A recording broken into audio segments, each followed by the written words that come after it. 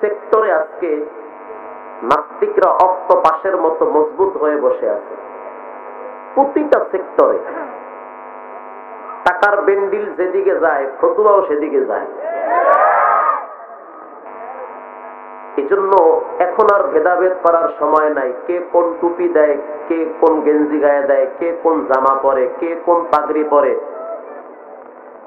কে মিলাদ দাঁড়ায় পরে, কে বসে পড়ে, এগুলো নিয়ে ভাবার সময় নাই। এখন সময় এসেছে এদেশের ভিতরে রসুলের আদর্শবান উম্মতেরা থাকবে, তা না হলে কাদিয়ানীরা থাকবে। দুটার এক ফয়সালায় আসতে হবে।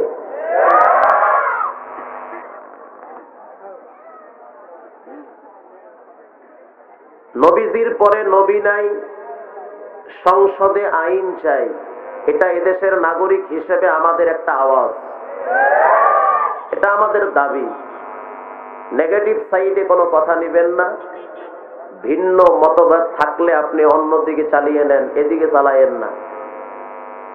কারণ এখন টুপিওয়ালা দাড়িওয়ালা মুসলমান দেখলেই, হুজুর হোক চাই না হোক, টুপি দাড়ি দেখছে ডাইরেক্ট জঙ্গির খেতাব দেয়। এ সমস্ত হিংসা, চগলখুরি, হীনমন্যতা, বদবুদামি এগুলো বাদ দেন। তা না হলে গজব আপনার উপরে এমন ভাবে চাপবে, ডানে বামে কাউকে সহযোগিতার হাত বাড়াইতে পারবেনও না, পাবেনও না। আপনারা অবাক হবেন, কুড়িগ্রামের অনেক এলাকায় খ্রিস্টানরা আজকে সরলমনা মুসলমানদেরকে খ্রিস্টান বানাচ্ছে। আমি নিজে দেখেছি।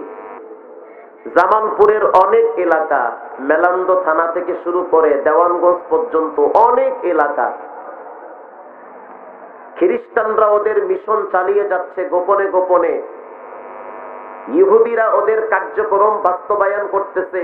প্রতিটা সেক্টরে ওদের বিষ ঢুকিয়ে দেওয়া হচ্ছে, আর মুসলমানদেরকে কোরআন থেকে দূরে দূরে সরে দেওয়া হচ্ছে। এটাই ওদের চক্রান্ত। আরো অবাক হবেন, স্বামী মুসলমান, স্ত্রী খ্রিস্টান, স্বামী নিজেও জানে না। যেই মেয়েটা তাহাজ্জুদ পড়তো, খবর নিয়ে দেখা হলো সে গোপনে খ্রিস্টান ধর্ম গ্রহণ করেছে। শুধু তাই না, মৃত্যুর পরে স্বামী টের পাইছে যে আমার স্ত্রী খ্রিস্টান হয়ে গেছে। প্রমাণ কি? খ্রিস্টানদের মিশন হলো যে আমাদের ধর্ম গ্রহণ করবে, মহিলাদের স্তনের নিচে ক্রুশ চিহ্ন দেওয়া হবে, কাউকে দেখাতে পারবে না, লজ্জায় বলতেও পারবে না, এবং রানের সাইটে ক্রুশ চিহ্ন দেবে। দেওয়ার কারণে সে খ্রিস্টান হয়ে যায়।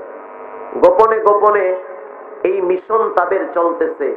আর মুসলমানরা এখনো পরস্পরের ভিতরে হিংসার আগুন দাউ দাউ করে চালাইতেছে। কেন আজকে আমাদের ভিতরে একটু ভালোবাসা থাকতে পারে না? এক সময় দেখেছি আমরা, ঝগড়া হইতো কিন্তু হিংসা হইতো না। এখন ঝগড়া হয় না, হিংসা বেশি হয়।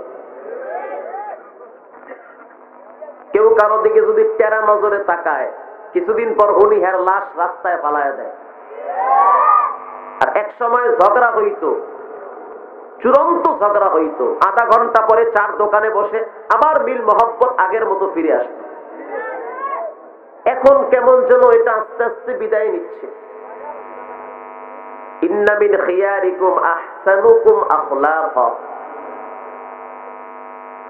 রাসূল বলেছেন, যার আদব ভালো, যার চরিত্র ভালো, সে সবচেয়ে ভালো। আজকে আমাদের চরিত্রগুলো ইহুদি খ্রিস্টানরা নিয়েছে, আর তাদের চরিত্র আদর্শগুলো আমরা গ্রহণ করেছি।